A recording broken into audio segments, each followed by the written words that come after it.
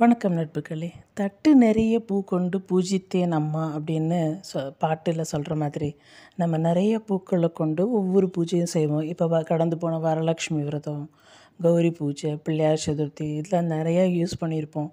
தவனம், மரிக்கொழுந்து, அருகம்புல், ரோஜா, சாமந்தி, சம்பங்கி இப்படி நிறைய பூக்கள், நல்ல வாசனை பூக்களை நம்ம உபயோகம் செஞ்சுருப்போம். அந்த பூக்களெல்லாம் என்ன செய்கிறது நான் என்ன செய்கிறேங்கிறத உங்களுக்கு பகிர்ந்துக்கிறேன்.